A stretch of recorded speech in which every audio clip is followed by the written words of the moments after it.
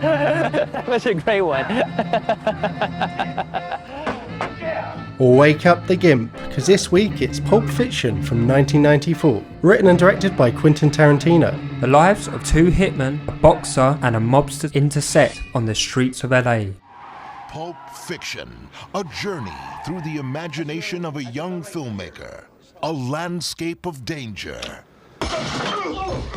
hilarity, and vibrant local color. Pulp Fiction. I remember seeing this for the first time when I was really young. I must have been only about 10, kind of late on a Saturday night. I'd missed the great opening with Pumpkin and Honey Bunny as they're discussing why don't people ever rob restaurants, and they end up pulling the guns on the restaurant and sticking them up. Missed that scene. So the final scene didn't really have the same kind of brilliant full circle impact for me when I first watched it. It was like nothing I'd ever seen before. I was completely amazed. And even at that young age, I'd already kind of started watching a lot of pretty adult, weird, out there films. There's something about Pulp Fiction, even at that age, I was just blown away by it. And one thing that sticks out more than anything is how freaked out I was by the gimp scene. Bring out the gimp. I think the gimp's sleeping. Well, I guess you just have to go wake him up now, won't you? It scared me to the point where I had to leave the room, and my sister and brother were cracking up and making fun of me. You know the way people torment their little brother or a sister. They would just start calling me a gimp, and I'd be like, no, I'm not a gimp, and getting all worked up, and it became like a thing they'd torture me with. Did you know what it was? No, I didn't know what S&M and all that stuff was, or what a gimp was. And I remember thinking it was a naked black person at first when they were bringing them out of the box, and then as it got closer and it's covered in latex and acting all creepy, I was disturbed. But like a lot of Quentin Tarantino's work, the film has so many iconic scenes. Whole Royale with cheese, and it's different in Amsterdam, and it's just such a great opening scene to introduce us to Samuel Jackson and John Travolta. I just remember thinking how stylish they look. They're contrasting characters. I love it when they're going through the corridors of the building and they start talking about, wait, Marcellus Wallace threw someone off the top floor of a building. Tony Rocky-Hara. Yeah, Tony Rocky-Hara, because he gave his wife a foot rub. And obviously John Travolta's character's like, you know, it's not even that bad. Yeah, it's not as bad as eating someone's pussy, but it's still personal space. And I just remember just cracking up. Touching his wife's feet and sticking your tongue in the holiest of holies ain't the same fucking ballpark. It ain't the same league. It ain't even the same fucking sport. Just two friends comfortable in each other's company and like bantering each other. It's like the sort of conversation we'd have. And I always pick up in Tarantino's films the choice of shots. Like they go to knock on the door, cameras behind their heads, and they're talking. You see their heads moving. It's unconventional. Like you don't see their mouths moving. It's not facing them. I thought that was really cool. And then they check their watches and they say, oh, we're a bit early. And then they walk out to a different section, but the camera doesn't move on the floor, and you just see them talking and then walk back. And it's so out of what they teach you to do that I loved it. Yeah, on paper it shouldn't work, but something about it is just so cool. And going back to the, what do they call a Big Mac in Amsterdam, it sums up Tarantino, because that got voted in like the top 100 greatest movie lines of all time, in the same breath as here's looking at you, kid, and frankly I don't give a damn. And on paper you're like, it's a line about nothing, but that's the brilliance of it, and that is Tarantino. Like his dialogue is just fantastic, and it's unusual, and it's everyday nonsense that people like to talk about. He actually conceived a lot of this film before he even wrote the scripts for Reservoir Dogs. And originally his idea was that he wanted a different director for every single one of the stories, which thank God he didn't do it. After Reservoir Dogs, he said, I want to get away from everyone I know, all the distractions, so I can write this thing, get it finished. So I'm going to go to Amsterdam, where you assume there must have been fuckloads of more distractions for him. But it's funny because you just picture him walking into McDonald's and ordering food, and oh, they like mayonnaise on the French fries, and you know, they call it a Royale with cheese because they got the metric system, and picking up these little moments of real life put into his film that shouldn't really be that interesting, but somehow is more compelling than the epic final showdown action scene in the majority of most films. Tarantino just having someone talk shite about fast food is just compelling. Like, it's brilliant. We got into this thing with the best intentions, really. I never... Oh, I'm sorry. Did I break your concentration?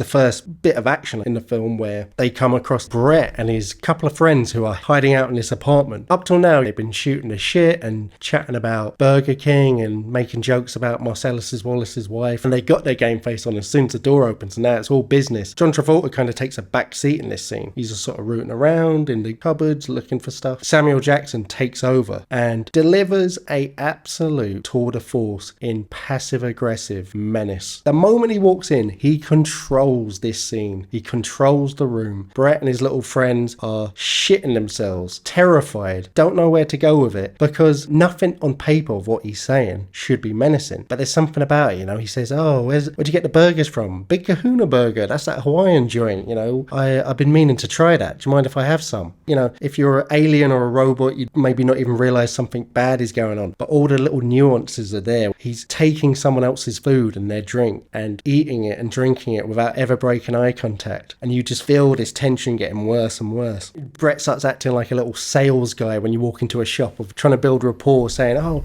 I got your name, Vincent, was it? Oh, but I didn't get yours. Sorry, blah, blah, blah. Jules breaks the tension by shooting the guy hanging out on the couch in the stomach. And then it's fucking on, because all pretenses are off and Brett is just shitting his pants. And from there, we get the first of 3 deliveries of the famous biblical quote. And you will know my name is the Lord when I lay my vengeance upon thee. But I like it, yeah, because when he walks in, the guy chilling, he's like, whoa, don't get up, stay chill. Guides his feet back onto... Slowly moves it back and he just controls the situation, as you said. Whereas Vincent Vega is rooting in the back, lying in the fridge, like looking, and we find out that he's looking for the Marcellus Wallace's briefcase. And I love this scene because you see him do the lock combination 666, and then it opens up and you see the light bouncing off his face. What do you think is actually in the case? Like, I always thought it was Marcellus Wallace's soul. Why? I don't know. I'm not fighting you on it. I'm just curious because a lot of people always say that. I don't know. It just like seems the most logical thing to me. I don't know why. It's something gold. It's not going to be like bars of gold that illuminate light, is it? So I don't know. In Quentin Tarantino's sick mind, I guess it's his soul. That's why he's so desperate to get it. See, I think it's nothing, or not nothing, but essentially it's nearly like the thing it is doesn't matter as much as the fun of whatever they're looking for you never see, but seems to emanate bright golden glow. It resorts to this nearly cartoonish, ooh, something's valuable, so it's literally glowing gold kind of effect is the fun of it. But it is a film that, even on the surface level, like with the monologue we just spoke about, it's kind of a religious film. You know, Samuel Jackson's whole character's arc in this film is that as the scene pans out, someone comes out from the back and fires a load of bullets, and miraculously they aren't killed, even though the bullet holes are all directly behind them and they should have been killed. He becomes convinced that it was an act of God, divine intervention, and he wants to stop being a criminal and wander the earth like Kung Fu. And he kind of saves the souls of Honey Bunny and Pumpkin. So maybe you're totally right. Maybe it isn't stupid to assume that's what Tarantino was getting at, even though he himself publicly said he's never going to reveal what it is because he likes people guessing and thinking about it. But to me, it just never was the point. Like, the idea of what is in there was never really compelling or interesting to me. It was the fun of the fact you don't see it. I assume because the case combination was 666, Marcellus Wallace has in fact sold his soul to the devil to get to his position of power, so therefore his soul's trapped in that case. That's so important for him to have. When you say that though, are you saying it in like a symbolic sense, or literally in this film the devil exists and Marcellus Wallace has literally sold his soul? Literal. Oh, okay. Yeah, literal. I think in Tarantino's world, the world that he builds, the devil could easily be running around the streets of LA. That's pretty interesting. I mean, yeah, I don't know. Maybe I need to, as I'm thinking about it, I'm kind of thinking, you know, the film does have a lot of religious elements to it, so I guess it isn't actually that crazy. It does actually make a lot of sense. The famous biblical quote that everyone remembers from the film that Samuel Jackson delivers is interesting because he delivers it 3 times, and the first time is the most dramatic, and it's before he kills someone. And then there's what he perceives to be divine intervention. But every other time he delivers it throughout the film, he kind of has a different emphasis on different parts of it, and he says it in a different tone, and it's nearly like he's thinking about it differently. First time he's just saying it for effect. The next couple of times it is like he's actually thinking about it on a deeper level, which is you'd expect because he is going through this kind of finding God experience. And I will strike down upon thee with great vengeance and furious anger those who attempt to poison and destroy my brothers.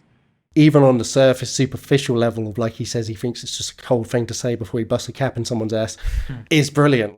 Like with a lot of Tarantino things, it is partly borrowed from another film, a film called The Bodyguard from 1973. But to be fair, it's not like he stole the whole scene. It's not like an assassin is saying it just before he kills someone and, you know, it plays out like it does in Pulp Fiction. The opening of The Bodyguard film, you see the title card comes up saying the biblical verse, and it is pretty similar. And I will execute great vengeance upon them with furious anger, who poison and destroy my brothers.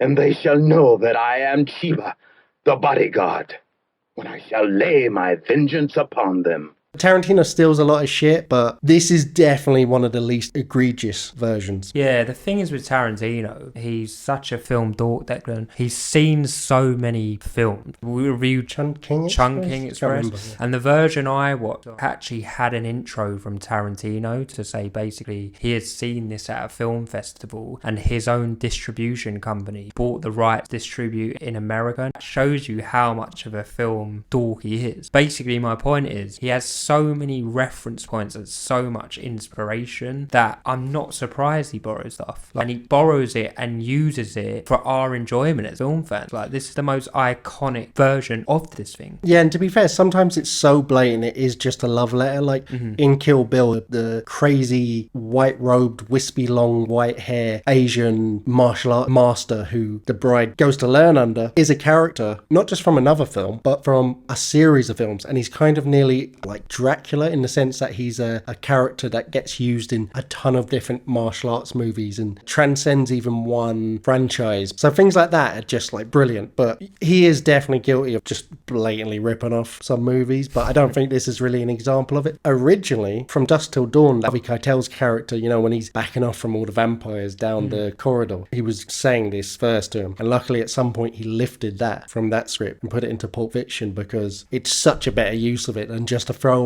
verse to say as he's walking down a corridor. Don't know, that sounds pretty cool as fuck though. Now that we know how it was used in Pulp Fiction, we're happy. So Tarantino sets it up pretty well, and they're in the corridor having their conversation. John Travolta's character's saying, shit, if he does that for a foot rub, I'm meant to look after it. So he's probably scared he's gonna fuck her. Like, he goes to meet her, he goes into the mansion, and he hears her voice but can't see her, and then we've got the famous meme born where he goes into the empty room and he's going. So that's the indication of how it's still popular to this day. And we find out she's on the intercom upstairs and come and speak to me, and we see her doing all the coke. So before he goes over, he shows up at Eric Stoltz's house and he's got all this long hippie hair and he's all grungy and dirty, and his wife's there with the, as Vincent Vega says, the shit all over her face.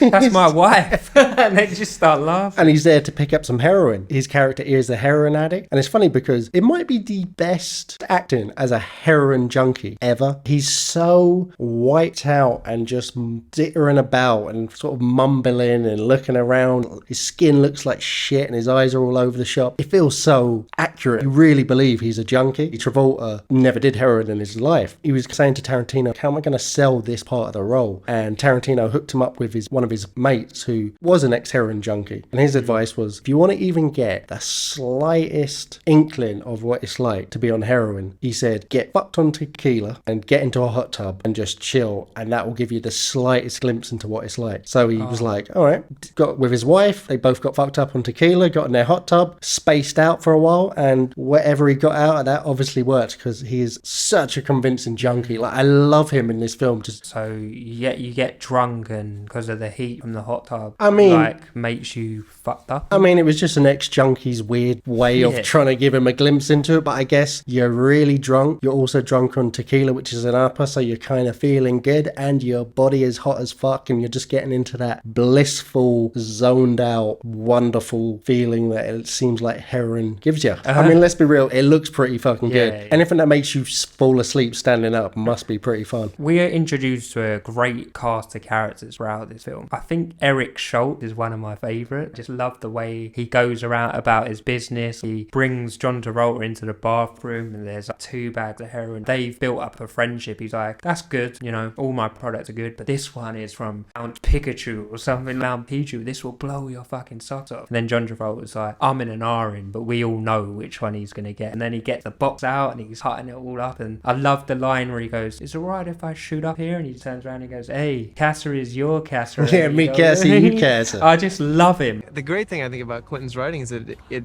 all seems real. It's like the words just come out like real people talking, which is a relief as an actor. It's a relief. And then it cuts to that close-ups of John Travolta's face as he is fucked up driving down the street to meet Mia Wallace. And Uma Thurman's so good in this, man. She's so just the right level of quirky and sweet, but kind of obnoxious and only child syndrome going on. She's just so good, man. They go to Jackrabbit Slim's, the brilliant themed diner where you get served by movie stars, and there's Marilyn Monroe over here and Cadillac in the middle of the restaurant over there. Randomly, Steve Buscemi is, I think, playing Buddy Holly. Well, not playing Buddy Holly, playing a waiter who's had to dress up as Buddy Holly. I think it was about an $8 million budget for this film, which is nothing. Obviously, people like Samuel Jackson weren't stars yet. Their names would be made by this, but, you know, Bruce Willis, John Travolta, loads of big stars. Obviously, all taking virtually no fee just because they wanted to be in the film. I think like 200 grand went on building this giant set for Jackrabbit Slim's because, you know, it wasn't a real restaurant. It's straight out of Tarantino's mind. I remember watching it as a kid, and you're hearing the cool music, and John Travolta's walking around gormless, like doesn't know where he is, kind of like freaked out by everything, and then Mia calls him from across the restaurant and they start eating, and again it's just people chatting bullshit, but it's so compelling. Could you roll me one of those, cowboy? You can have this one, cowgirl. Thanks.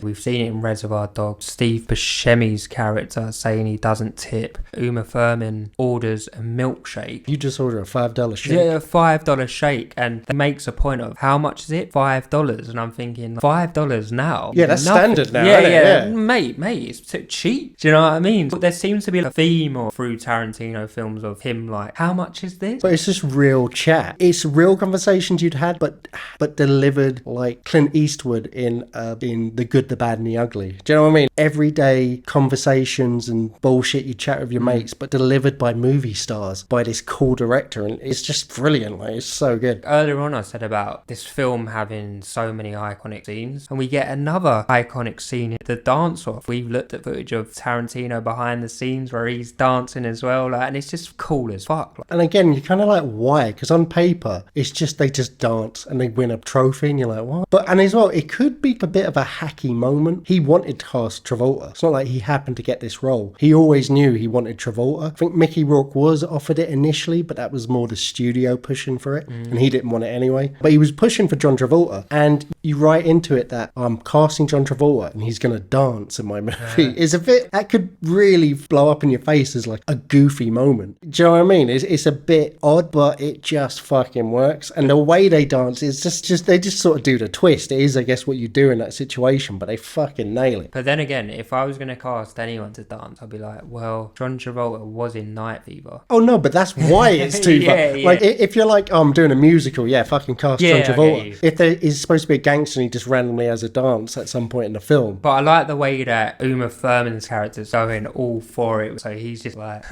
I just moving. Probably just thinking, like, how did I get here? He's just right? moving slowly, and he's against it, but she uses the Marcellus Wallace card, and he was like, well, you said you would do anything, otherwise I'll tell it. Well, I have to do it, you know. And the date was successful. They fly off back to the mansion. Do you want a drink? She's turning on the music. He's like, okay, let me go and freshen up. It cuts to Travolta in the bathroom, like, have a drink, be polite, because he knows that he can't fuck her. Yeah. What's happened with the foot massage? Like, he can't fuck her. And there's that classic moment you have with a woman where there's this like slight silence, but not the comfortable silence like they talk about during the diner scene, but there's this moment where they're kind of looking at each other and it's moved beyond just friendly chit chat. Is that what you call an uncomfortable silence?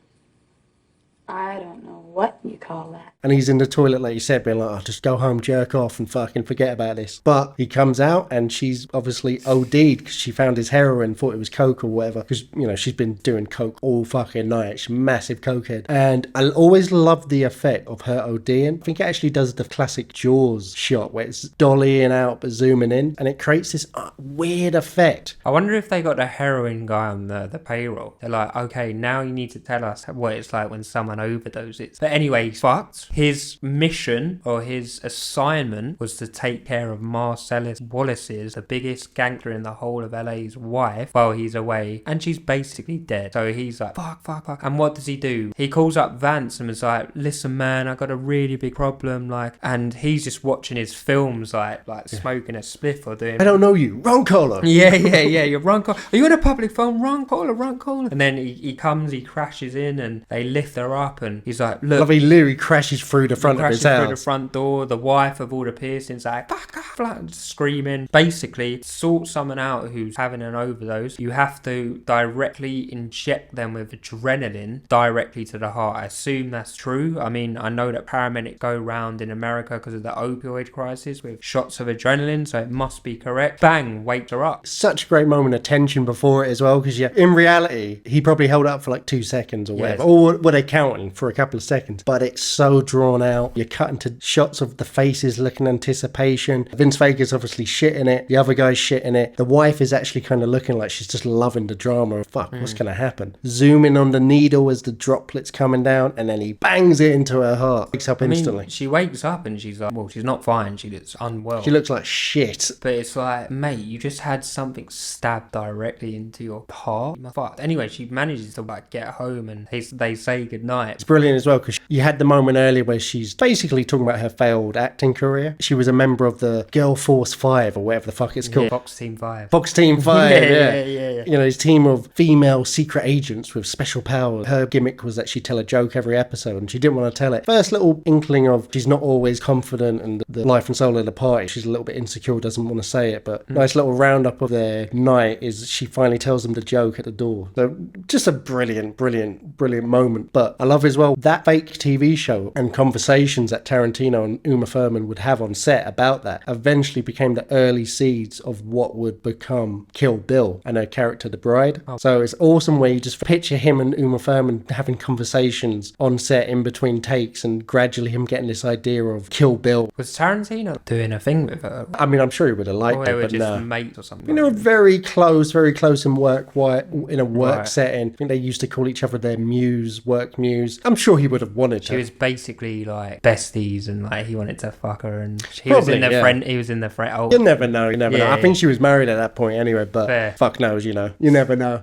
By far the best setup of any of the stories. You have young Butch Coolidge, Bruce Willis's character, sitting watching the telly, some weird Eskimo cartoon, and his mum says, oh, there's someone at the door, and in walks Christopher Walken, suited up in his military gear, and he starts telling this story about how through the generations and always through wars, this watch has been passed through your ancestral lineage, from your great-grandfather to your grandfather to your father, and how that watch was looked after and survived battles and through World War II and then into Vietnam. And it starts off, Christopher Walken is giving it this real credence and the serious tone that this kind of story would require. But then all of a sudden, it kind of just flips, and his delivery gets quicker and the tone gets more comical. He starts getting really racist about the Viet Cong, and it speeds up in it until ding. It hits the bell for the boxing fight to kick off as Butch comes to and realizes where he is. And in classic Tarantino fashion, if there's a boxing fight, if there's a heist, there's some big event that usually would be what the film's building towards, we don't see it. It cuts to the direct aftermath. Instead of taking a dive and throwing the fight like he'd promised Marcellus Wallace he would do, that's pride fucking with you, he battered the other guy because, as we find out in a phone call after, he's put a load of bets against the other way, and he's going to collect from all the bookies and get out of town. Marcellus Wallace is obviously pissed. He's assembling all his guys, and he has got one thing on his mind: he needs to get this guy and kill him. If Butch goes to Indochina, I want a nigga hiding in a bowl of rice ready to pop a cap in his ass. he gets a cab from outside, and I chat to Uber drivers, but he seems to like strike up an immense relationship with the taxi driver. The beautiful Colombian, who he doesn't just pick up. She actually hears about him killing the other guy and goes out with a taxi cab looking for him because she really wants to know. What's it feel like? What's it feel like to kill a man? He's not only fucked Marcellus Wallace over, taken the money, he's also killed his prize fighter, so he's very much on death's list. And doesn't give a shit. Like he finds out, he's like, I didn't even know he died, but now that you told me, I don't give a fuck. It's a great conversation because she's quite a different character than you've ever had in a Tarantino film up till now. You know, you have people from all different parts of the world in his later movies more, but up to now it's just been Americans. So it's interesting hearing this Colombian character speak and the interactions between them. She's like, oh, what does your name mean? And he's like, we're in America, like our names don't mean shit. Tarantino, he loves American culture and he loves modern pop culture. You could argue it's just as rich and interesting and fascinating as all the old world weird culture in South American and European and all that, but it's such a cool button heads between the two. How it plays out. She drives off into the darkness, never to see him again. Just another brilliant moment. She's more interesting a character than you'd get in 99% of films. And she's essentially a throwaway character. And again, any other film, you wouldn't focus on how he gets a taxi and gets back to the motel. But that's one of the most interesting scenes in the whole film. He goes into the motel and we're introduced to another interesting woman. Butch's... interesting woman? Butch's... girlfriend, whatever. Girlfriend. And she's such a cool, like, quirky character. The way she speaks, like, retard, and she's like, don't call me the mongoloid. Yeah. Don't call me the mongoloid. I do not like it. You hand me a dry towel, Miss Beautiful Tulip? Oh, I like that. I like being called a tulip. Tulip is much better than mongoloid. It really takes its time just showing you them hanging out, showing their relationship. It's like standard couple shit where they're watching telly, talk how was your day, they fuck, having the shower after and the pillow talk. What do you want for breakfast? What do you want for breakfast? I want blueberry pancakes. But it's funny because I actually hated her the first time I watched the film. I love it. And I really like her, like as I've got older and more viewings of it. And I thought for sure she would be a character you would hate. No, I liked her. Really? I liked her a lot, yeah. I it's like that they say opposites attract. I feel like Butch is like a battle-hardened veteran. He's a boxer and he has like dark view of the world, whereas she's the polar opposite. She's happy, so they go well with each other.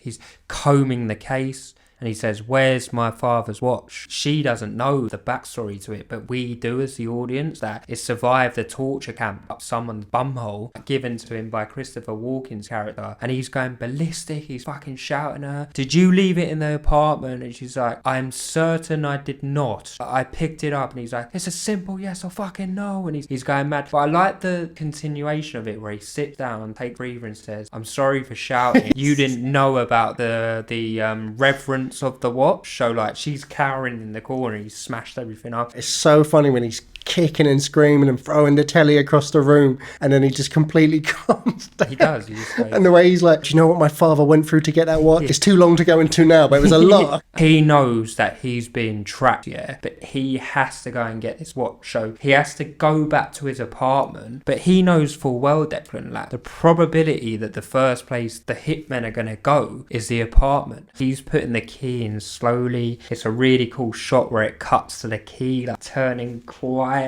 He doesn't want people to hear if they're inside. He goes in and it's quiet as a mouse in there. He's looking around. He finds the watch exactly where it was. It's on the hand, it's on the statue in its place in the apartment. And then suddenly you see the camera pan down to the Uzi on the side, and he like picks it up just as the door opens, and it's John Travolta's Vic Vega, and they just look at each other like that, and he kind of shoots him, and you're like, oh my god, he just killed one of the coolest characters, man. Vincent Vega, reading that same book he reads every time he's taking a shit as well. It's just little things like that. Such a great touch. The Pop-Tarts pop in just as he starts shooting. It's just, again, just such a brilliant scene. Foreshadows this a little bit where you see their paths cross. The whole that's pride fucking with you scene. Vince is just staring him out for some reason at the bar, and Butch is kind of like, what's the problem? Don't know if they've met before or they just don't like each other or what the deal is. Seems very close with Marcellus Wallace. He's more excited to see him than Jules. Goes out of his way, so maybe he's a bit of a pet favourite with Marcellus Wallace, but obviously it comes back to bite him later. He's got the watch. He's killed Hitman, so he's like, I'm scot-free and I'm going to win because you've all underestimated underestimated Butch, and he stopped at the traffic lights and he's singing along to this cowboy tune, and he looks up and who's fucking crossing the road? Mr. Marcellus Wallace himself. They look at each other and he just fucking slams the accelerator down and runs him over, flips him up into the air, crashes into the wall. I love this scene, the next how Tarantino moves it along. It cuts to worried onlookers looking down from above on him and the camera looking up, and they're like, oh, that guy was definitely in the wrong. And he gets up and he sees Butch getting out bloodied up, and then they just start shooting each other. Marcellus Wallace just shoots some random bystander. Like, it's hilarious because he pulls out the gun and all the Good Samaritans just turn around like, oh fuck, and get out of there straight away. And it really sells the fact that they're badly concussed, and it becomes this hilarious, clumsy, bumbling, falling over, sluggish cat and mouse chasing around corners, shooting at him. His aim is like a blind man on a galloping horse, like not hitting anywhere near him. Bruce Willis manages to reach the pawn shop, goes in, waits for Marcellus Wallace and knocks him out, gets the better of him, has him on the floor, he's beating the shit out of him. And just as he's about to get away, the pawn shop owner pulls a gun on him, knocks them both out, calls up his friend Zed and says, looks like the spider caught a couple of flies. Yeah, the spider just caught a couple of flies. They wake up in the basement and they're both tied to the chair, ball gag in their mouths, sitting next to each other. And we were introduced to Zed, who's seemingly a sheriff or a police officer. He's a cop anyway. He's a cop anyway. And the pawn shop owner and Zed are clearly racist because they start saying, like, who are we going to do first? Eeny, meeny, miny, mo. Is it going to be the N-word? Proper racist. And, you know, next thing we have the famous line. Bring out the gimp. Gimp's sleeping. Yeah, we better wake him. Better wake him up. And again, I love this because the pawn shop owner goes and unlocks the back door and the camera stays still with them like squirming and they don't know what's going on. Where do you think the gimp came from? Like, who is the gimp? I don't know. He seems to just be able to like curl up in a small box. My idea was he was another unlucky person who wound up walking into the pawn shop, or maybe the cop on duty came across him, some scenario, but they caught him, brought him to the rape dungeon. Probably was a normal guy, but just fucking raped him into submission and made him into this weird deviant sex slave. That would make sense. I have no idea. It's terrifying when you think about it. Maybe he was just one of their mates who is also a weird set guy who just loved it. Yeah, but you're fucking being kept in a little box. And it's terrifying because he's 100% bought in now. He's like a pet. Even when he's doing the eeny, meeny, miny, mo to decide who's going to get it first, which turns out to be Marcellus Wallace, he's hatting the top of his latex-covered head. And the gimp seems to like it. They put Bruce Willis in the next room with the gimp tied up. And he's kind of going... he's trying to get to him. Going, yeah. And you hear Marcellus Wallace starts getting it. Bruce Willis does a Superman thing where he breaks out of his locks, knocks out the gimp who starts trying to like sound the alarm. He's hearing horrific shit that's going on in the background with that great music and he just can't do it. Even though he should, Marcellus Wallace was literally just trying to kill him seconds ago, but he can't leave him down there getting pumped by those two creeps. So we go through this, again, just such a brilliant, silly Leone Carosa-esque moment in what's supposed to be kind of a grounded crime film where he's looking around the pawn shop and he just keeps finding better weapons. He's like, oh, a hammer? Oh no, a baseball bat. Oh, a chainsaw. And then he sees it, the fucking samurai sword hanging in the top. It's kind of like GTA, you know, when you press like right button and you handgun, Uzi, bazooka, literally just going for all of them. And so he creeps in and we got that extreme close-up of the creepy pawn shop owner's face while out of focus in the background you can see Bruce Willis entering. Now, they're obviously creeps, you know, they're weird rapists with a sex slave gimp, and he's watching him like really seeming to like watching Zed go at Marcellus Wallace. But apparently in the script they're meant to be brothers. They look nothing alike. That as well, but also it makes it a whole lot creepier, the whole situation. But anyway, so he slices through the first geezer and then Marcellus Wallace pops Zed in the stomach with a shotgun, and as he says, he's going to get some pipe hitting ends and get medieval on your ass. Marcellus Wallace has a reputation to upkeep, so he's like, well, to be fair, this guy did just save me from getting bummed. Possibly could be Gimp number 2, locked up for the rest of his life. I consider us square. Don't say anything and just fuck off. Ultimate iconic scene. So many references from popular culture. There was a scene in The Simpsons where they've done it in comic books guys store, you know. It's just fucking brilliant. It's so good. And it ends with him driving off into the fucking sunset on the chopper, not a motorbike. Like he keeps correcting her. Yeah. She never got her muffins, but he did get the watch, and they drive away to the fucking brilliant music, and it's just like, ugh. That alone could be an amazing film, but we get into the final chapter, the Bonnie situation, where we return back to Jules and Vincent just after they'd had that divine intervention, and they're in the car driving away. They picked up Marvin, who was, I guess, their man on the inside, and who was obviously ratting out the other guys, Brett and the gang. And we have the I just shot Marvin in the face moment, which again is so stupid and cartoonish, but it just works in the film. He's going on about this divine intervention. John Travolta's like, no, it actually happens. Like, I've spoken to a cop where, you know, he shot at a suspect and he just unloaded the whole clip and it's missed, and he's like spinning around with the gun like pointed towards him. He's like, what do you think, Marvin? And then like the blood goes everywhere, and he's like, oh, you must have gone over a bump. He's like, there was no fucking bump. Yeah. So basically, what can they do? They can't be driving around the mean streets of LA with blood all over their car. So they call up his good friend, who's actually played by Quentin Tarantino. He's appeared again in the film, and this scene is just so funny because his wife, she's a nurse, she works late nights, and she's coming home in an hour. What are you gonna do? Does it look like I have end storage outside my house? See, I go back and forth. Like, it stands out as the worst acting in the film, and it feels especially odd where he wrote this pretty big cameo for himself, like extended speaking part, and he's saying the N-bomb loads of times. Like, I'm not saying that in a bad way, even, you know, it's in the film, fuck it, but it's just funny. And then seeing him go back and forth with Samuel Jackson, there's an oddness to it, but it's just Tarantino. Like, you gotta love him. And I honestly, I never cringe at his cameos. Maybe a little bit at the weird Australian guy in Django Unchained, but other than that, I don't know. I always loved him being in this film. And first time I watched it, I had no idea he was the director. And I remember always enjoying the actor's performance in that scene before I knew it was the director. You gotta admire the confidence. It'll be like a virgin turning up to a porn shoot and being like, don't know what I'm doing, but I'll give it a go. Yeah, he fucking does not. You gotta give it to him. He does not give a fuck. He ain't short of self-belief. Like, you know why you didn't see that sign?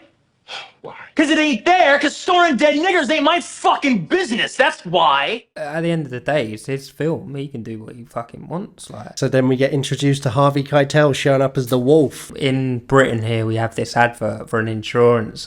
Go Compare, where he's playing his character of the wolf and he's sorting stuff out, and it just reminds me of that. And he turns up and he's basically the ultimate fixer. Samuel Jackson's rang up Marcellus Wallace. He said, look, I'll send out the wolf. And Samuel Jackson goes, that's all you had to fucking say, and then puts the phone down, and he turns up in his tuxedo with bow ties and starts ordering everyone around, and John Travolta takes exception to it. John Travolta's character does seem a bit unlikable in he's a funny character, isn't he? Because he seems self-destructive. Like, it makes sense that he dies. The heroin addict. Yeah, but he's just dumb as well. Like, he does dumb shit, and you see he starts clashing more and more with Samuel Jackson. You know, he shot Marvin in the face by accident. That's his fault. Yeah. So it's his fault to begin with. They're using Jimmy's towels to dry off after cleaning all the blood off him, and he looks and he's like, what the fuck have you done to his towels? And he's like, put blood all over it. And then they're cleaning up in the back of the car, and Samuel Jackson realizes, like, why am I scooping out the brains? So you see him starting to clash more and more. If I shot someone and fucked up and then someone's here to help, I just do whatever they wanted me to do. I wouldn't bother arguing about it. I just be like, thank you, cheers, like, I'll do that. But it's brilliant again where you think, this is a gangster film in name. Why am I watching people argue over getting towels messy? But it's just so compelling and interesting. And then it cuts upstairs to the wolf saying to Jimmy, oh, look, we're going to need these bed sheets. And Jimmy's like, well, actually, we got these from my wedding, and they're Bonnie's parents. And he's like, just take this money. Like, do you know what I mean? And I love the little exchanges between Jimmy and Harvey Keitel's character as well, where he's been like, this is good coffee. And he's like, oh, thank you, Mr. Wolf. Yeah. And like, basically, they clean up the whole situation, put blankets and everything in the car. And even Jimmy's like got a massive boner. He's like, Mr. Wolf, I can't believe this is the same vehicle. And they wash them and they dress them in the only clothes they have. Tarantino's character and the wolf are just cracking up. It's just hilarious. Earlier on, we see them walking in to meet Marcellus Wallace, and you don't know, and you're like, why the fuck are they? Yeah. Why the fuck are they like out of their suits and wearing like this weird sandals during the watch chapter? Yeah, and you're looking like, huh? Chapter. They're like, have they been to the beach or something together? Like, it's just fucking funny the way he ties it together. It's brilliant. So they drop off the cars, they got away with it scot-free, and they're like, may as well get some food. So they head down to the diner, and they're still arguing over this divine intervention. But Jules is absolutely adamant, quitting the biz, and I'm gonna wander the earth as a man of God. And Vincent Vega's like, fuck that. Gets his little book, goes off to take a shit, and that's just as Honey Bunny and Pumpkin decide to start robbing the place. And we get to the final incredible scene in this film, where as they're going around robbing everywhere, this great shot where it's a big wide of the whole diner, and we're seeing Tim Roth's character sort of scattering around, taking wallets in the distance, and he's getting closer and closer until he reaches the camera, and we realize Jules is sitting directly behind where the camera's supposed to be. I love that early Tarantino filming style,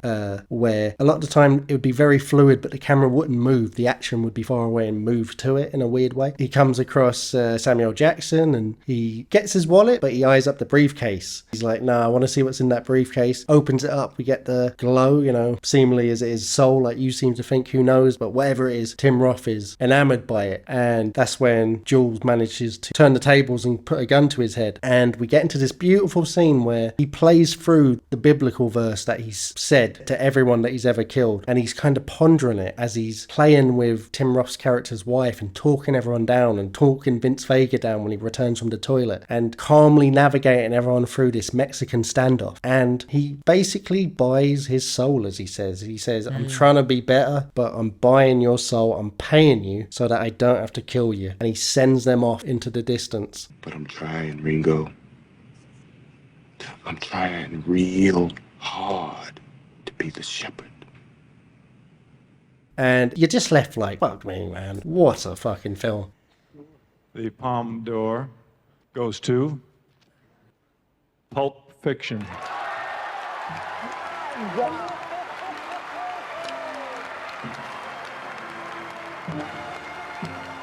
Again, I'm not even going to bother saying would I recommend it or not. This film, as I said at the beginning, it's 30 years old now, and it's still as powerful as it was on release 30 years ago. It's still huge in popular culture. There's bad motherfucker wallets in circulation still. There's memes of John Travolta in an empty room. It has 3 of the most iconic films in cinema history all within one film. So I could not recommend Pulp Fiction highly enough. It's one of the coolest films ever made, and it's fucking amazing. Yep, that is the easiest of recommendations for Pulp Fiction.